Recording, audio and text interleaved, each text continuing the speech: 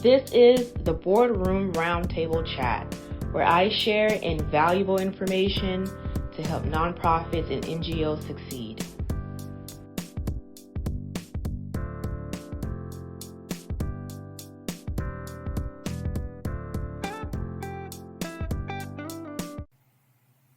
Hi everyone, thank you for joining me today. This chat will be about lobbying.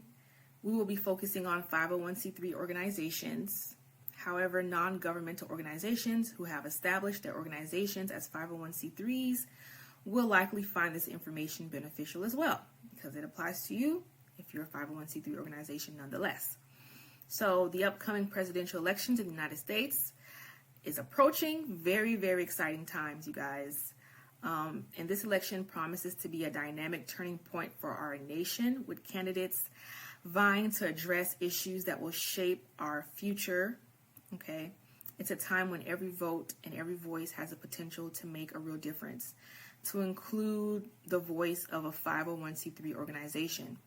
This election presents an exciting opportunity for 501c3s to engage in political processes, or the political process rather, while remaining compliant with IRS regulations. Okay, that's the whole key here, guys. I want you to be compliant. I know, get out there and get let your voices be heard, but be compliant. 501c3 organizations can play a crucial role in voter education, ensuring that the public is informed about the key issues without endorsing or opposing any particular candidate.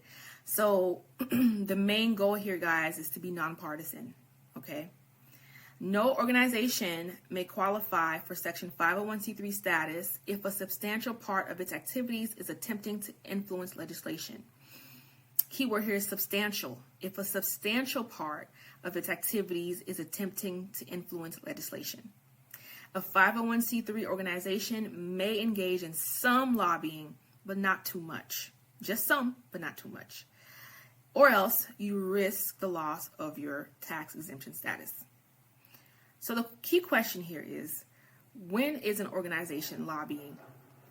An organization is considered to be trying to influence legislation or lobbying if it reaches out to lawmakers directly or engages the public to do so with the goal of proposing, supporting, or opposing a specific law.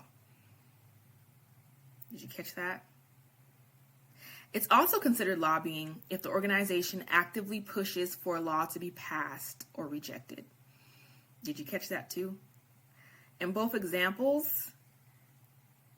there was no nonpartisanship taking place. Okay? However, organizations can still get involved in public policy discussions without it being labeled as lobbying. What are some examples? They can hold educational events, share informational materials, or discuss policy issues in a way that educates people without risking their tax exemption status. Be nonpartisan, be nonpartisan, be nonpartisan, guys. Be neutral and nonpartisan. That's the way to go.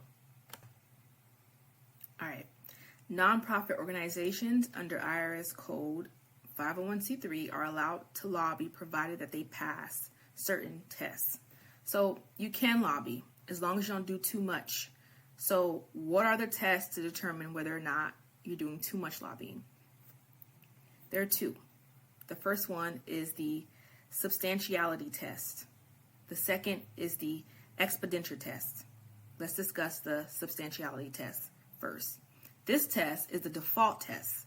So unless you apply or elect to not be evaluated for lobbying under this test, you will be. It's the default test. And it is more subjective. It is based on facts and circumstances for each individual lobbying case. This is evaluated under this test. Your lobbying is evaluated on a case-by-case basis. Okay? That's the first one. The expenditure test, however, sets forth specific limits on how much a nonprofit may spend on lobbying. Nonprofits that prefer to be governed by this test must file IRS Form 5768. IRS Form 5768. Here it is, guys. Another form. The IRS love their forms. One of the key advantages of this election, another term for this expenditure test election is called the 501H election. The 501H election sets clear limits on how much you can spend on lobbying based on your total expenditures, based on your total expenditures. Excuse me, guys, I'm bilingual. Sometimes words and vowels mesh, okay? This eliminates any guesswork. Rather than evaluating the nature of your activities, you're working with specific dollar amounts, ensuring there's no confusion about what you can spend. The 501H election stays in effect until your organization either revokes it or loses its tax exemption status.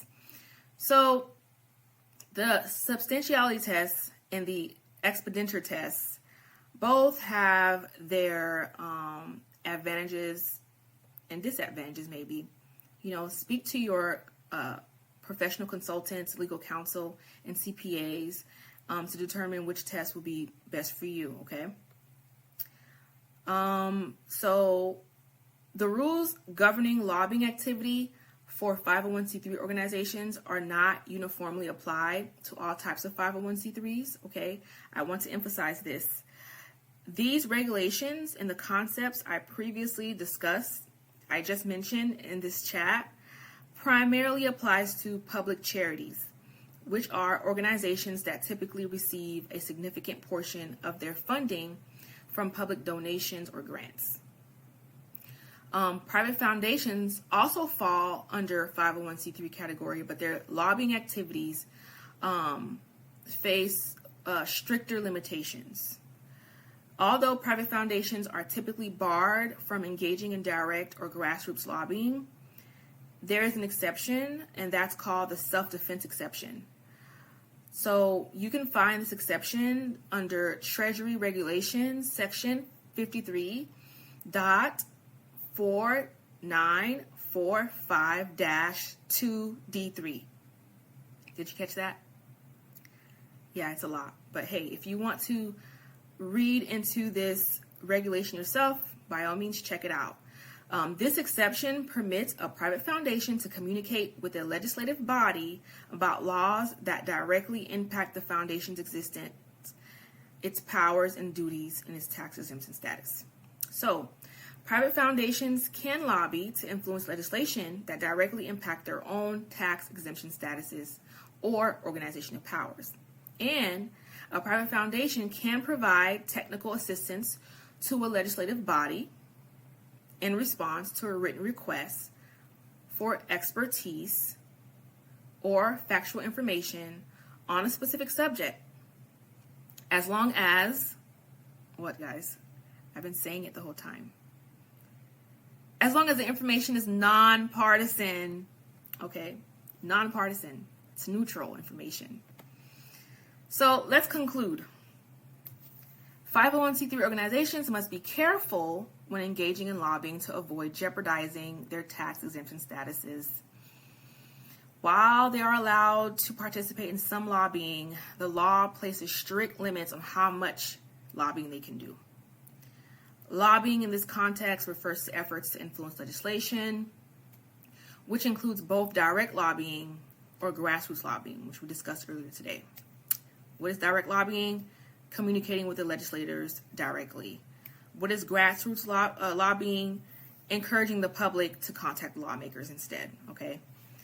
If a 501c3 exceeds the permissible limits on lobbying, right, depending on which test that you're being evaluated under, it risks more than just losing its tax exemption status, guys, okay?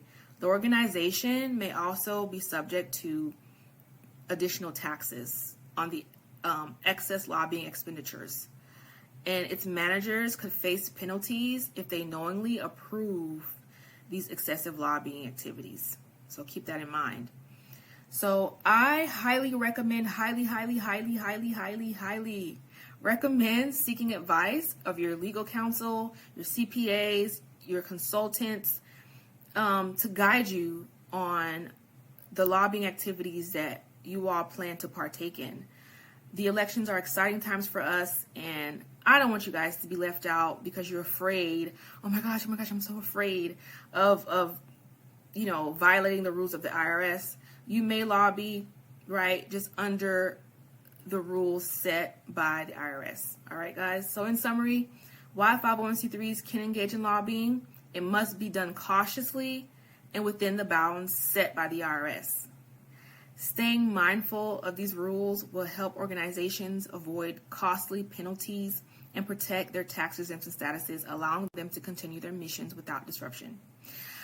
And you all, I extend myself to you if you have further questions, if you want a consultation, if you want me to help guide your organization with your lobbying efforts, give us a call. I'll be more than happy to chat with you all and to further look into the activities that you want to partake in as well. It was such a pleasure. I'll see you all next time. Thank you. Bye. Do you have a specific question that was not addressed during today's chat? Well, give us a call or email us to schedule your free consultation.